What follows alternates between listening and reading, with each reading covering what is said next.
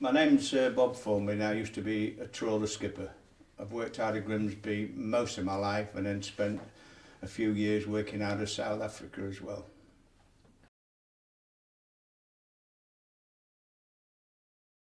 My early days of fishing, I was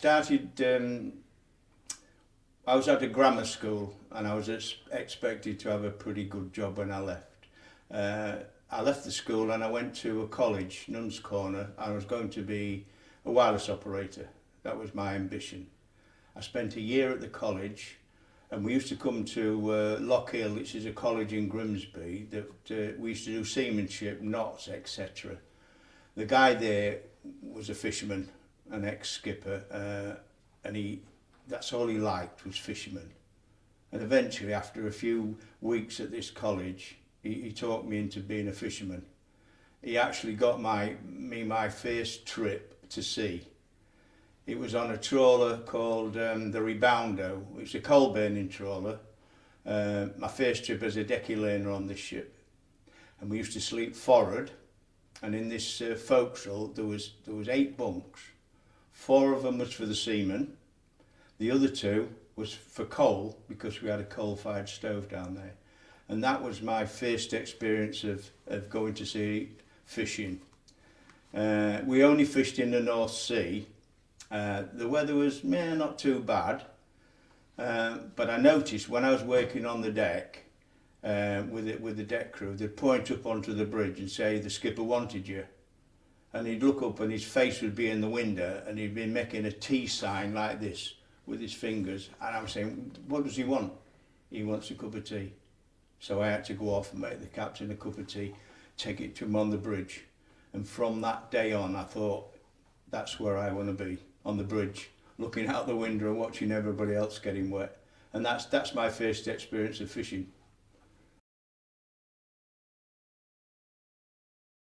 Okay, I did one trip in the ship called the Reboundo. When we came in dock, I was kind of promoted. I went into one of the new vessels, like it was actually the Ross Cougar, which is a similar ship to the Ross Tiger. From there, I stayed in that ship long enough to be promoted up to a deckhand. And then I stayed in the ship for quite a while, and I can remember my first pay as a deckhand, and it was £36. And I thought I'd got the world. I bought a racing bike, I bought a record player, I bought everything. And I thought I was king for the day with this settling. And from then on, I worked on the deck and I got a chance of going third hand in a North Sea ship without a ticket. If there were shorter men, that's what they used to do. If you was good enough, you could go as third hand without a ticket. So I did a couple of trips as bosun of a vessel. And then the office decided that I should go to school and get my third hands ticket. The schooling, it's 3 months at college and it's self-funded. We had to pay ourselves for this. So I went to college, I got my third hands ticket, and luckily enough, as soon as I got the ticket, I got a ship as a bosun. Then I decided after then that I wanted to go deep water. I wanted to go Iceland and White Sea and Russia and them places, because I thought that was where the money was and that's where I wanted to go. I finished up going as a bosun on one of the deep water vessels, there for several voyages. And of course, when you're a bosun at deep water, you get a chance to work on the bridge. So you go up on the bridge, do a tow, get a bit of information, pinch information from the skipper and the mate's notebooks, and eventually the next step as a mate. The mate's time, it was 3 months at college again, self-funded again. Eventually got my mate's ticket and was lucky enough to get a berth as a mate.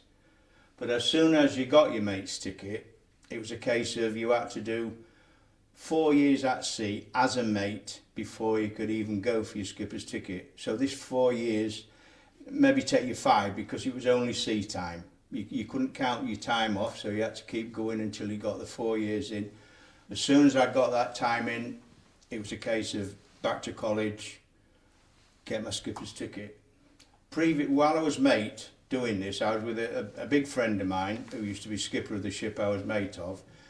While I was at college, every time this guy come in and made a trip, we'd go out for a drink, and he's always used to put 50 quid in my top pocket, which in them days was quite a lot of money. But every voyage he did that. I got my skipper's ticket, went down to the docks, and the guy I'd been mate with, the guy who'd been giving me 50 quid every trip, he got the sack and I took his ship. I was a bit gutted about it, and I said to him, I'm sorry this has happened. He said, oh gosh, don't worry about it, you've got the ship and away you go. And this is how I started off being a skipper.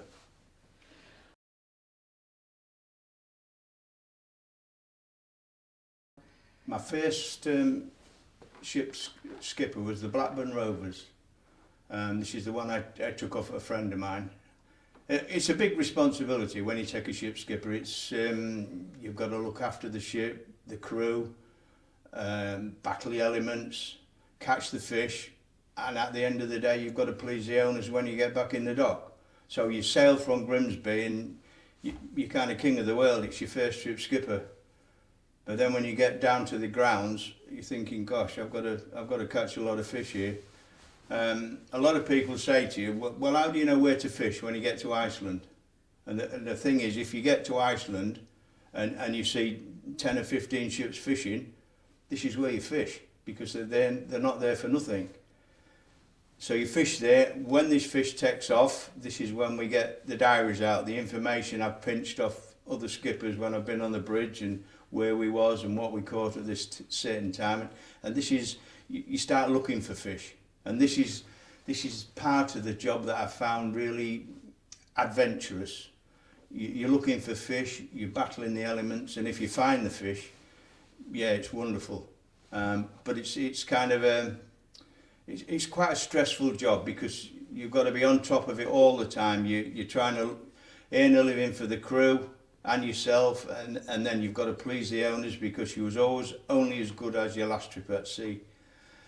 Luckily, my first trip, we hit on a good fish shop, and we managed to fill the ship up with quite a lot of fish. And we came in the dock, I think we had around about 2,000 kit of fish, and we made a record voyage of around about £20,000, which in them days was quite a lot of money, which stood me in good stead for doing a few more trips as a skipper.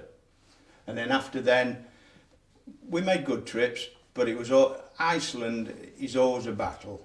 You're battling the elements in the winter months, the freezing cold. It's atrocious at times, but just the adventure of it, I'd love to do it.